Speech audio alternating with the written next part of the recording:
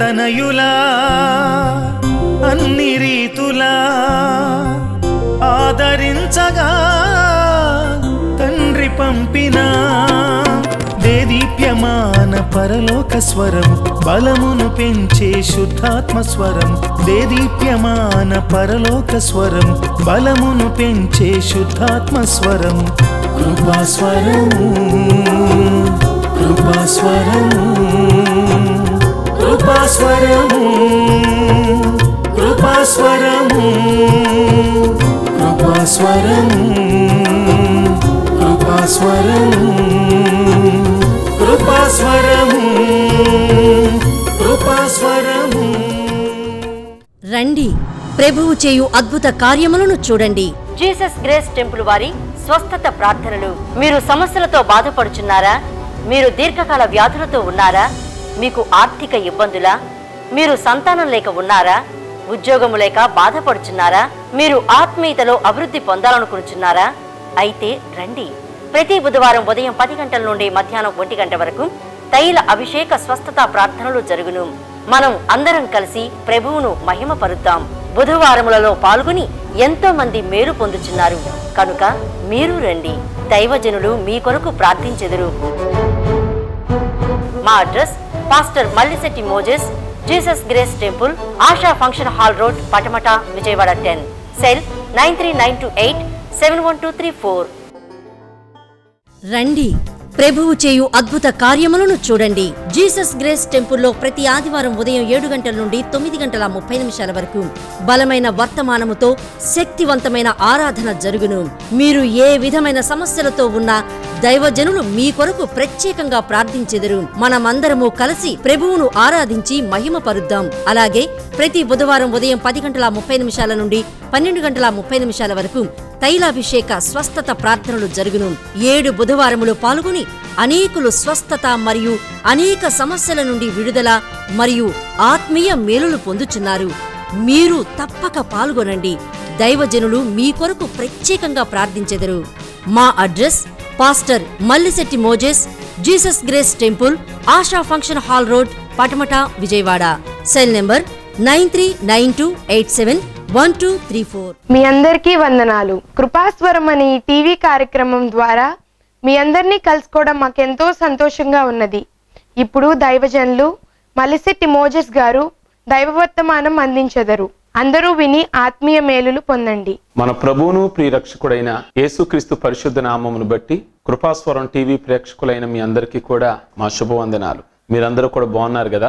ఈ పరిచర్య కొరకు మీ ప్రార్థనలో జ్ఞాపకం చేసుకోండి. మీ కుటుంబాలు ఆశీర్వాదకరంగా దీవెనకరంగా ఉండులాగున, ఈ వర్తమానాల ద్వారా మీరు బలపరచబడులాగున మరి మేము ప్రార్థిస్తున్నాము. ఈ యొక్క ప్రత్యేకమైనటువంటి సమయంలో పరిశుద్ధ గ్రంథములో నుండి రూతు గ్రంథము 2వ అధ్యాయము 9వ వాక్యాన్ని చదువుకుందాము. వారు కోయు చేను కనిపెట్టి వారిని వెంబడించుము, నిన్ను ముట్టకూడదని యవనస్తులకు ఆజ్ఞాపించి ఉన్నాను. నీకు దాహమగునప్పుడు కొండల యొద్దకు పోయి పనివారు చేదిన నీళ్లు త్రాగుమని చెప్పాను. రూతు గ్రంథంలో ధ్యానం చేస్తే బోయజు రూతుకు కొన్ని సలహాలు ఇస్తున్నాడు. ఏమిటి ఆ సలహాలు అంటే, రూతు మోయాబు దేశం నుండి ఆవిడి ఇజ్రాయేలు దేశానికి వచ్చినప్పుడు అనుకోకుండా బోయజు పొలానికి వెళ్ళుద్ది. బోయజు దేవుడిని ఎరిగినటువంటి వాడు, రూతు అన్యురాలు. అయితే ఆ పొలానికి వెళ్ళినప్పుడు బోయజు కొన్ని విషయాలు చెప్తున్నాడు. పరిగేరుకోవడానికి రూతు మరి ఆ పొలానికి వెళ్ళినప్పుడు చెప్తున్నాడు కదా, నువ్వు అన్యురాలివి, నూతనంగా ఈ పొలానికి వచ్చావు, నిన్ను ముట్టకూడదని నేను యవనస్తులకు ఆజ్ఞాపిస్తున్నాను. ఈ రోజున ప్రియా దేవుని బిడలారా, బోయజు అనగా యేసుక్రీస్తుకు సాదృశ్యమైతే రూతు అనగా సంఘానికి లేక మనందరికీ కూడా సాదృశ్యమై ఉన్నది. ఈ రోజున మన గురించి దేవుడు ఆజ్ఞాపిస్తున్నాడు. ఏమని ఆజ్ఞాపిస్తున్నాడు అంటే, మనలను ఏ సాతానుడు కూడా ముట్టకూడదని. ఈ రోజున చాలా మంది కుటుంబాలను సాతానుడు ముట్టాలని, అనేకమైన కుటుంబాలలో ప్రవేశించాలని, అనేకమైన కుటుంబాలను గలిబిలి చేయాలని వాడు ఎన్నో విధాల ప్రయత్నాలు చేస్తున్నాడు. బైబిల్ గ్రంథంలో 1 యోహాను 5వ అధ్యాయము 18వ వాక్యములో ఈ విధంగా వ్రాయబడి ఉన్నది. దేవుని మూలముగా పుట్టిన వాడెవడను పాపము చేయడని ఎరుగుదుము. దేవుని మూలముగా పుట్టినవాడు తన్ను భద్రం చేసుకొనును గనక దుష్టుడు వానిని ముట్టడు. దేవుడు చెప్తున్న మాట ఏమిటంటే దుష్టుడు వానిని ముట్టడు. ఎవరిని ముట్టడు అంటే దేవుని మూలముగా పుట్టినవారు, అనగా దేవుని సన్నిధిలో ఉండేవారిని దుష్టుడు ముట్టడానికి ఎటువంటి కూడా అవకాశం లేదు. ఎన్నో విధాల సాతానుడు ఈ రోజున ముట్టాలి అని అనుకుంటున్నాడు, అనగా మనల్ని పాడు చెయ్యాలి అనుకుంటున్నాడు. దేవుడు మన చుట్టూరు కూడా తన దూతలను భద్రతా వలయాన్ని నుంచి ఏ సాతానుడికి కూడా మనల్ని అప్పగించనీయకుండా రక్షించబడిన వారి విషయంలో ఆయన మనకు కృప చూపిస్తున్నారు. కనుక బోయజు రూతుకు చెప్తున్నాడు ఏమని అంటే, నిన్ను ముట్టకూడదని నేను యవనస్తులకు ఆజ్ఞాపిస్తున్నాను, అనగా నీ జోలికి ఎవరూ కూడా రాకూడదు. సాతానుడికి దేవుడు అలాగే ఆజ్ఞాపిస్తున్నాడు. యోబు గ్రంథం గనక మనం ధ్యానం చేసినట్లయితే 1వ అధ్యాయము 10వ వాక్యాన్ని మనం చూస్తే అక్కడ దేవుడు యోబుకి ఏ విధంగా కంచి వేశాడు అంటే, సాతానుడే దేవుని యొద్దకు వెళ్ళి ఒక రోజున యోబు నువ్వు అంతగా నీవు ఆశీర్వదించావు, యోబుకి నువ్వు అంతగా భద్రతనిచ్చావు, అందుకే అతడు భక్తి చేస్తున్నాడు, కనుక నువ్వు అతని చుట్టూరు కూడా కంచి కనుక తీసివేసినట్లయితే అతడు ప్రార్థన చేస్తాడో చేయడో చూద్దాం చూడు అనగా సాతానుడు చెప్తున్నాడు. ఏమని అంటే యోబు చుట్టూ కూడా నువ్వు కంచి వేశావని సాతానుడు గమనిస్తున్నాడు. ఈ రోజు మనకు తెలియదు గాని మన చుట్టూరు కూడా దేవుడు తన దూత వలయాలను ఉంచాడు. అనేకమైన సందర్భాలలో అనేకమైన ప్రమాదాలు దేవుడు మనల్ని తప్పించాడు. ఎన్నోసార్లు మనల్ని ఆయన రక్షించాడు, ఎన్నోసార్లు ఆయన మనల్ని భద్రపరిచాడు. కానీ మనం అనుకుంటాం ఎక్కడ ఏ విధంగా మనకు అపాయం తప్పిందో మనకైతే తెలియదు గాని మన చుట్టూ రక్షణ పొందిన వారి చుట్టూరు కూడా హెబ్రీ పత్రిక 1వ అధ్యాయంలో చెప్తాడు కదా, ఏమని అంటే వారికి పరిచర్య చేయడానికి దేవదూతలు ఉన్నారు. యూదులు ఒక విషయాన్ని నమ్ముతారు, ఏమని అంటే మంచి దూతలు చెడ్డ దూతలు కూడా ఉంటాయట. మంచి దూతలు ఎప్పుడూ కూడా దేవుని సన్నిధిలో ఉండి మనల్ని రక్షించడానికి భద్రపరుస్తుంటే సాతాను దూతలు కూడా మన ప్రక్కన ఉంటాయట. ఏ విధముగానైనా మరణములో ఇరికించాలని, అనేకమైన శోధనల పాలు చేయాలని, అనేకమైన విధాల మనలను కష్టాలు పాలు చేయాలని సాతాను దూతలు కూడా ప్రయత్నిస్తుంటాయి. ప్రియమైనటువంటి దేవుని బిడ్డలారా, సాతానుడే చెప్తున్నాడు ఇక్కడ ఏమని అంటే యోబు చుట్టూ కూడా నువ్వేం చేసావు అంటే కంచి వేశావు, వలయాన్ని ఉంచావు. ఒకసారి ఆ వలయాన్ని నువ్వు గనక తీసివేసినట్లయితే యోబు ప్రార్థన చేస్తాడో లేదో చూడు. అన్ని విధాల నువ్వు అతన్ని ఈ రోజున ఆశీర్వదించావు. అతనికి కలిగిన పిల్లల చుట్టూ భద్రతనిచ్చావు, తనకు కలిగిన ఇంటి చుట్టూ వాకిలి చుట్టూ అతనికి కలిగినటువంటి పశువుల చుట్టూరు కూడా నువ్వు కాపుదలు ఇచ్చావు. ఈ రోజున మన కుటుంబాల చుట్టూరు కూడా దేవుడు తన ప్రత్యేకమైనటువంటి భద్రతా వలయాన్ని ఉంచాడు. బైబిల్ గ్రంథంలో అందుకే ఒక మాట వ్రాయబడి ఉంది. ఏమిటి ఆ మాట అంటే కీర్తన గ్రంథము 105వ కీర్తన 14-15 వచనాలను మనం చూస్తే, నేను అభిషేకించబడిన వారిని ముట్టకూడదనియు నా ప్రవక్తలకు కీడు చేయకూడదనియు ఆయన ఆజ్ఞించి ఆయన ఎవరినైనను వారికి హింస చేయనీయలేదు. ఆయన వారి కొరకు రాజులను గద్దించెను. ప్రియా దేవుని బిడలారా, ఆ దినాలలో దేవుడు ఆజ్ఞాపించాడట, అభిషేకించబడిన వారిని ముట్టకూడదు, నా బిడల్ని ఎవ్వరూ కూడా ఏం చేయకూడదు అంటే ముట్టకూడదని దేవుడు ఆజ్ఞాపించాడు.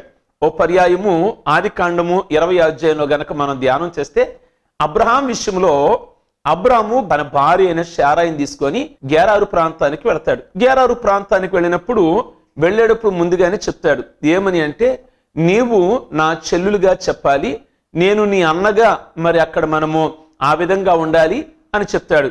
ఎందుకు అబ్రహాముకు ఆ విధమైన ఆలోచన కలిగిందో గాని తను భార్య తన చెల్లులుగా చెప్పమని వెళతాడు. అది కరువు రావడం వల్ల వాళ్ళు ఫిలిస్టియాలోన గెరారు ప్రాంతానికి వెళ్ళినప్పుడు అక్కడ రాజు అబీమెలెకు అనే రాజు ఉంటాడు. అబీమెలెకు రాజు ఈ యొక్క శారాని ఏం చేస్తాడు అంటే, మీరు ఎవరు అన్నప్పుడు అబ్రహాం అంటాడు ఆవిడ నా చెల్లెలు, నేను ఆవిడికి అన్నయ్యనవుతాను అన్నప్పుడు అబీమెలెకు ఏమనుకుంటాడు అంటే ఆవిడని వివాహం చేసుకుందాం అనుకుంటాడు. అన్నగనక ఏదో ఒక రోజున ఆవిడికి మరి పెళ్లి చేయాలి గనక నేనే పెళ్లి చేసుకుంటాను. అబ్రహాము హర్షిస్తాడు, అబ్రహాము సంతోషిస్తాడు. ఎందుకనగా ఒక రాజు వివాహం ఆడితే అబ్రహాం సంతోషిస్తాడు అని ఆయన ఆ విధంగా ఆలోచన చేస్తున్నాడు. కానీ విషయం తెలియదు, వీరిద్దరూ కూడా భార్యాభర్తలని వీళ్ళిద్దరికి మినహాయిస్తే ఎవరికి కూడా తెలియదు. వాళ్ళు కరువు రావడం వల్ల ఆ ప్రాంతానికి వాళ్ళు వెళ్ళారు. అయితే అబీమెలెకట శారాని తన గృహంలో చేర్చుకుంటాడు. అంటే కొన్ని దినాలలో వివాహం చేసుకోవాలి అన్న ఆలోచనతో అబీమెలెకు అనే రాజు ఉంటాడు. అప్పుడు అబ్రహాం అనుకుంటాడు, అయ్యో నేను అబద్ధమాడుట వల్ల నేను ఇరుకులో పడ్డానే, నేను శోధనలో పడ్డానే, ఈ సమయంలో నేనేం చెయ్యాలి? ఇప్పుడు వెళ్ళి గనక ఆవిడ నాకు భార్య అంటే అబీమెలెకు నన్ను చంపేయవచ్చు. ఒక రాజు ముందు నువ్వు అబద్ధమాడతావా అని నన్ను అతను చంపేయవచ్చు. ఈ శోధన నుండి నేను ఏ విధంగా నేను తప్పించుకునేది? ప్రియా దేవుని బిడలారా, దేవుడిని ఎరిగిన వారికి ఎప్పుడూ కూడా ఆయన కాపుదల ఉంటుంది. దేవుడిని ఎరిగిన వారికి ఎప్పుడూ కూడా భద్రత వలయం ఉంటుంది. ప్రభు మన గురించి ఆలోచన చేస్తున్నాడు. అందుకే వాక్యములు అంటుంది కదా, నిన్ను కాపాడేవాడు కొనుకడు, నిద్రపోడు. మనము నిద్రించొచ్చేమో కానీ మన చుట్టూ కూడా ఆయన దేవదూతలు ఉన్నాయి. మనం సురక్షితంగా పడుకొని ఉదయకాలం ముందు లేస్తున్నాము అంటే దేవుడు తన భద్రతని మనకు అనుగ్రహించాడు. అబ్రహాము విషయంలో శోధనలో ఉన్నాడు. ఏం చెయ్యాలి? నేను ఇరుకులో ఉన్నాను, ఏం చెయ్యాలి? అబీమెలెకు నా భార్యని చేర్చుకున్నాడు. నా కళ్ళ ఎదుటే తీసుకుని వెళ్ళిపోయాడు. కొన్ని దినాలలో వివాహం చేసుకోబోతున్నాడు. నేనేం చెయ్యాలి? ఏమీ చెయ్యలేనటువంటి నిస్సహాయ స్థితిలో ఉన్నాడు. నేను ఈ ఊళ్ళో పరదేశినై ఉన్నాను. ఈ దేశంలో నేను ఎలా ఉన్నాను అంటే నాకెవరూ కూడా లేరు. కనుక నాకు కలిగిన మార్గం ఒకటే, నా జవాబు ఒకటే. దేవుని సన్నిధిలో వాస్తవాన్ని చెప్పుకుంటాను. ప్రభువా, ఆవిడ నాకు భార్యే, కానీ కొన్ని పరిస్థితుల వల్ల నా తెలివిని ఉపయోగించి, నా జ్ఞానమును ఉపయోగించి, అందుకే సామెతల గ్రంథంలో వాక్యంలో ఉన్నది, నీ స్వబుద్ధిని ఆధారం చేసుకొనక. మనం కొన్నిసార్లు మన స్వబుద్ధిని ఆధారం చేసుకుంటాం. మన జ్ఞానం మీద మనం ఆధారపడుతుంటాం. మన జ్ఞానం మీద మనం ఆధారపడినట్లయితే అనేకమైన విషయాల్లో మనం విఫలం అయిపోతాం. దేవుని సన్నిధిలో గనక జ్ఞానాన్ని అడిగినట్లయితే అది పైనుండి వచ్చిన జ్ఞానం గనక, అది మృదువైనది గనక దేవుడు నీకు ఆలోచన ఇవ్వగలిగినటువంటి వాడు. కనుక అబ్రహాం అడిగాడు, ఈ విషయంలో నా జ్ఞానాన్ని నమ్ముకున్నాను, నా తెలివిని నేను నమ్ముకున్నాను, నా భార్య ఇప్పుడు అబీమెలెకు దగ్గర ఉన్నది, నేనేం చెయ్యాలి ప్రభువా అని అడిగినప్పుడు ఆ రాత్రి అంటే ఇక ఉదయకాలమైనప్పుడు అబీమెలెకు అనే రాజు శారాని వివాహం చేసుకోవడానికి సిద్ధముగా ఉన్నాడు. ఒకవేళ ఆవిడనే గనక వివాహం చేసుకుంటే అబ్రహాముకి సంతానము అనగా వాగ్దానం ఎలా నెరవేరేది? అక్కడతో ఆయన యొక్క వారసత్వం అక్కడతో అయిపోయేదేమో. కనుక దేవుడు కొన్ని వాగ్దానాలు కలిగి ఉన్నాడు, కొన్ని ప్రమాణాలు కలిగి ఉన్నాడు అబ్రహాము విషయంలో. కనుక ఇవి నెరవేరాలి అంటే అబ్రహాము భార్య శారా అబ్రహాము దగ్గరికి రావాలి. ఆ యొక్క అబీమెలెకు దగ్గర ఉన్నది శారా. ఆ రాత్రి దేవుడు అబీమెలెకుతో మాట్లాడడం ప్రారంభించాడు. ఏమని మాట్లాడడం ప్రారంభించాడు అంటే, నీవు ఈ సమయంలో ఈ రాత్రి చేర్చుకున్న ఆవిడ ఒక అతనికి భార్య. ఆవిడ విషయంలో నువ్వు చచ్చిన వాడువు సుమా, నువ్వు చాలా జాగ్రత్తగా ఉండాలి ఆవిడ విషయంలో. అతడు ప్రవక్త. బైబిల్ గ్రంథములో అబ్రహాము ప్రవక్త అని ఈ విషయంలో మినహాయిస్తే మనకెక్కడా కూడా కనబడదు. బైబిల్ గ్రంథంలో ఒకే ఒక సందర్భంలో దేవుడు స్వయాన అబీమెలెకుతో మాట్లాడుతున్నాడు, అబ్రహాము ప్రవక్త. ప్రియా దేవుని బిడలారా, కనుక అతని భార్య విషయంలో నువ్వు చచ్చిన వాడు సుమా, అతడు ఈవిడ అతనికి భార్య అవుతుంది. కనుక ఈవిడ విషయంలో నువ్వు చాలా జాగ్రత్తగా ఉండాలి. ఒకవేళ గనక వివాహం చేసుకున్నట్లయితే ఈ జనాన్ని నశింపజేస్తాను అంటే అబీమెలెకు అంటాడు, నీతి కలిగిన జనాన్ని నశింపజేస్తావు ప్రభువా. మరి నేను ఏ అజ్ఞము ఏ పుణ్యము నాకు తెలియని వాడిని, నేను ఏ పాపమును నేను ఎరగని వాడును. అతడు తన చెల్లులని చెప్పాడు, నేను చేర్చుకున్నాను, ఇందులో నాది ఏమీ లేదు అన్నప్పుడు వాస్తవమే. కనుక ఆవిడ మాత్రం అతనికి భార్య అని చెప్పినప్పుడు ఉదయకాలమైనప్పుడు అబీమెలెకు తన దాసుని పిలిపించి చెప్తాడు, గడిచిన రాత్రి సర్వశక్తి కలిగిన దేవుడు నాకు కనబడి ఇలాగును మాట్లాడాడు, అబ్రహాము దేవుడు నాతో మాట్లాడాడు అని చెప్తే అబ్రహాముని పిలిపిస్తారు. అబ్రహాముని అడిగితే, అబ్రహాముని ఎందుకు నీవు ఇలాగ చెప్పావు? నీవు ఆవిడ నీకు భార్య అంట కదా, ఎందుకు ఇలాగను మాట్లాడావు అంటే అబ్రహాము చెప్తాడు. ఏమని చెప్తాడు అంటే, మేము ఈ ఊరు వచ్చేటప్పుడే మేము అనుకున్నాము, ఏమని అంటే అన్నా చెల్లుళ్ళని, అనగా అలాగుని చెప్పాలి, మేము ఎరగని ప్రాంతానికి వస్తున్నాం గనక నన్ను ఒకవేళ చంపేస్తారేమో, కనుక అది కరెక్ట్ కాదు. అబ్రహాము తలంచిన తలంపు అది కరెక్ట్ కాదు. భార్య అని చెప్తేనే ఆవిడ జోలికి వెళ్ళరు, ఆవిడని వివాహం చేసుకోరు.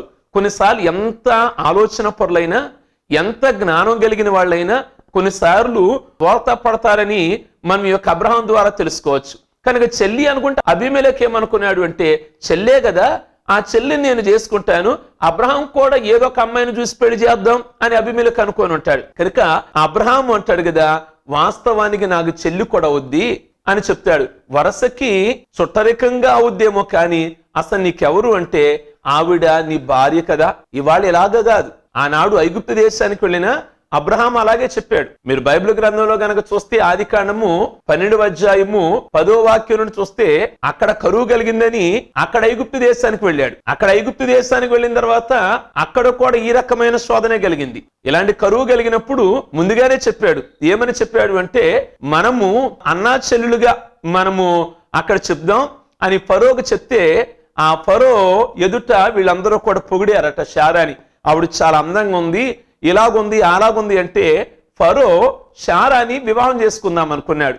అనుకున్న తర్వాత అక్కడ కూడా ప్రియ దేవుని బిడలారా, దేవుని యొక్క వాక్యాన్ని మనం జ్ఞాపకం చేసుకుంటే ఆ ఫరోతో దేవుడు మాట్లాడాడు. మహావేదనల చేత, అనేకమైన శ్రమల చేత, అనేకమైన శోధనల చేత, ఇరుకుల చేత పెట్టేసరికి అబ్రహాముని అడుగుతాడు. ఏమని అడుగుతాడు అంటే, ఆవిడ నీకేమవుతుంది అంటే, నా చెల్లి. ఇవాళ అబ్రహాము తన సొంత నీతిని ఉపయోగించి ఒకసారి కాదు పొరపాటు, ఈ విధంగా అబ్రహాం 1-2 సందర్భాలలో చేసిన దేవుడు అబ్రహాముకు కాపుదలిచ్చాడని జ్ఞాపకం చేస్తున్నాను.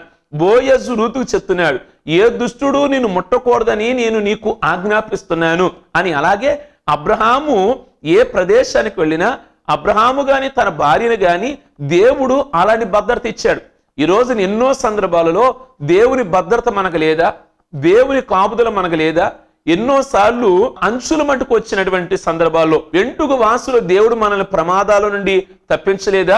ఎన్నో సందర్భాలలో గడాంధకారపు లోయలో మనం నడిచిన అనేకమైనటువంటి మరణకరమైన పరిస్థితులలో నుండి, మరణకరమైన శయ్య మీద నుండి, అనేకమైన రోగాల నుండి దేవుడు మనల్ని జ్ఞాపకం చేసుకోలేదా? ఏ దుష్టుడు కూడా మనల్ని ముట్టకూడదని దేవుడు ఆజ్ఞాపించాడు. అనగా సాతానుడు నిన్ను శోధించాలి అని అనుకున్నా సాతానుడు దేవుని యొద్ద పర్మిషన్ అడగాలి. నీ కుటుంబాన్ని శోధించాలి అంటే, నీ కుటుంబాన్ని వాడు ఏమైనా ఇబ్బందులు చెయ్యాలి అంటే, నువ్వు రక్షించబడిన కుటుంబము గనక, నువ్వు బాప్టిజాన్ని పొందావు గనక వాడు మొదట దేవుని యొద్ద పర్మిషన్ తీసుకోవాలి. యోబు విషయం అలాగే చేశాడు కదా. దేవుని యొద్దకు వెళ్ళాడు. నేను యోబును శోధించాలి అనుకున్నాను అన్నాడు. సరే శోధించు అన్నాడు. అతని చుట్టూ నువ్వు కంచి వేసావు కదా. అతని పిల్లలకు గాని, తన ఇంటికి గాని, తనకున్న పశువులకు గాని, కలిగిన సమస్తం చుట్టూ నువ్వు కంచి వేసావు కదా. ఒక్కసారి నువ్వు ఆ కంచె, ఆ గేటు నువ్వు గనక ఆ ప్రాకారం గనక తీస్తే నేను అతని శరీరాన్ని నేను శోధిస్తాను. ఈ రోజు నీ విషయంలో వాడు శోధించడానికి వాడంతట వాడు రాలేడు. నువ్వు దేవుని సన్నిధిలో నడవగలిగిన రోజున, నువ్వు ఆయన బిడ్డగా అయిన రోజున, ఆయన పొలములో ఉన్న రోజున, రూతు బోయజు పొలములో ఉన్నది గనక బోయజు బాధ్యతను తీసుకుంటున్నాడు. నీవు కూడా ఆయన పొలములో అనగా ఆయన సంఘములో అనగా ఆయన బిడ్డగా నీవు గనక ఉండగలిగితే నీ బాధ్యత ఆయనదే. కీర్తన గ్రంథంలో అంటాడు, నీ భారం యెహోవా మీద మోపమని. నీ బరువులన్నీ ఆయన మీద మోపినట్లయితే ఆయనే చూసుకుంటాడు. కనుక స్తుతులనే కంచె యోబు కుటుంబం చుట్టూ ఉన్నది గనక సాతానుడు ఏమీ కూడా అన్ని కాలాలలో ఏమీ చేయలేకపోయాడు. లాస్ట్ ఫైనల్ గా దేవుణ్ణి అడిగాడు, ఒక్కసారి కంచె తీస్తావా? ఒక్కసారి నీవు ఆ గేటు తీస్తావా? నేను వాడు ఆ యోబు యొక్క ఇంటిలోకి వెళ్ళాలని వాడు సాతానుడు అడగగా దేవుడు జస్ట్ గేటు తీశాడు, కంచె తీశాడు, వెళ్ళాడు. శరీర ప్రకారంగా శరీరాన్ని ఇబ్బందులుగా చేశాడు. ఆస్తుల విషయంలో శోధించాడు. ఎందుకంటే కంచె లేదు గనక తన పిల్లలు చనిపోయారు, తనకు అనారోగ్యం కలిగింది, అలాగే తనకు కలిగిన పశు సంపద పోయింది, పనివాడు పోయారు, ఇళ్ళు కూడా పోయినాయి, పొలాలు పోయినాయి. ఇంతవరకు ఎందుకు పోలేదు అంటే కంచె ఉన్నది. ఈ రోజు నీకు కలిగిన ఆశీర్వాదానికి, నీకు కలిగిన ఆస్తికి, నీకు కలిగిన పిల్లలకి, నీకు కలిగిన ఆరోగ్యానికి ఏం కావాలి అంటే ప్రభు కంచె వేయాలి. ప్రభు కంచె వేస్తే ఏ సాతానుడు తొలగిస్తాడు? 125వ కీర్తన 2వ వచనంలో చెప్పినట్లుగా యెరూషలేము చుట్టూ పర్వతాలు ఉన్నట్లు యెహోవా ఇది మొదలుకొని నీ చుట్టూ కూడా ఉండును అనే మాట. ప్రియ దేవుని బిడ్డలారా, యెరూషలేము చుట్టూ పర్వతాలు ఉన్నాయి. అలాగే మనకి మన దేశానికి ఓ ప్రక్కన హిమాలయ పర్వతాలు ఉన్నాయి. అలాగే దేశం చుట్టూరు కూడా పర్వతాలు ఉన్నాయి అనుకోండి, ఆ దేశానికి సెక్యూరిటీ బాగుంటుంది. ఏ శత్రువు కూడా ఆ దేశంలోకి చొరబడలేడు, ఏ యొక్క రాజు కూడా త్వరబడి రాలేడు. దేశం చుట్టూరు కూడా పర్వతాలు ఉన్నాయి గనక యెరూషలేము చుట్టూరు కూడా పర్వతాలు ఉన్నట్లుగా ఇది మొదలుకొని మీ చుట్టూ యెహోవా తోడుగా ఉండును అనే వాక్యాన్ని, ఒకవేళ నిన్ను తాకినట్లయితే నీ కంటి పాపను తాకినట్లే అని వాక్యం సెలవిస్తున్నది. కనుక ప్రియమైన దేవుని బిడ్డలారా, దేవుడు ఎంతో కాపుదలిస్తున్నాడు. ఆయన ఎరిగిన వారికి రూతుకు చెప్తున్నాడు బోయజు, అమ్మా మరి ఒకవేళ నీకు దప్పిక గనక అయిందనుకో, నువ్వు వెళ్ళి అక్కడ కొండలు ఉన్నాయి, పొలములో కొండలు ఉన్నాయి, ఆ కొండల దగ్గరికి వెళ్ళి నువ్వు నీళ్లు త్రాగవచ్చు అని బోయజు ఎవరికి చెప్పాడు అంటే రూతుకు చెప్తున్నాడు. అనగా ప్రియ దేవుని బిడ్డలారా, ఆ రూతు పొలానికి వెళ్ళింది గనక దప్పిక. ఈ రోజున మనం దప్పిక అయినట్లయితే సంఘములో కొండలు ఉన్నాయి. ఏమిటి ఆ కొండలు అని దేవుని యొక్క వాక్యాన్ని మనం గనక జ్ఞాపకం చేసుకున్నట్లయితే ఆ కొండలు మనమే. ఎందుకంటే యెరూషలేము దేవాలయములో ఒక నీళ్ల ట్యాంకి ఉంటుంది, దాని కింద 12 ఎద్దులు ఉంటాయి. ఆ విధంగా ప్రత్యక్ష గుడారం అని ఉండేది. లోపలికి వెళ్ళేటప్పుడు బలిపీఠము, పరిశుద్ధ స్థలానికి వెళ్ళేటప్పుడు అక్కడ గంగాళము అని ఉండేది. ఆ గంగాళములో నీళ్లు ఉంటాయి. అవి కాళ్ళు చేతులు కడుక్కోవడానికి యాజకులు. అలాంటిదే ఎక్కడ పెట్టారు అంటే సొలొమోను దేవాలయాన్ని కట్టినప్పుడు ఆ సొలొమోను కట్టిన దేవాలయంలో నీళ్ల కలిగిన తొట్టిని అనగా నీళ్ల తొట్టిని కట్టి దాని కింద 12 ఎద్దులు పెట్టారు. ఒక 3 ఎద్దులు తూర్పుకి, ఒక 3 ఎద్దులు పడమరకి, ఒక 3 ఎద్దులు ఉత్తరానికి, ఒక 3 ఎద్దులు దక్షిణానికి, 4 వైపులా కూడా 4 మూళ్ళు 12 ఎద్దులు పెట్టారు. ఈ తొట్టులో ఉన్న నీళ్లు ఎక్కడికి వస్తాయి అంటే ఎద్దులలోకి వస్తాయి. ఆ ఎద్దులు మూతి దగ్గర నుండి వెళ్ళిన వాళ్ళు ఏమవ్వాలి అంటే నీళ్లు తాగాలి. అని ఈరోజు చాలా మంది ఇళ్ల పైన ట్యాంకులు కడుతున్నారు, వాటర్ ట్యాంకులు కడుతున్నారు, రకరకాలైన షేపులతో కడుతున్నారు కదా.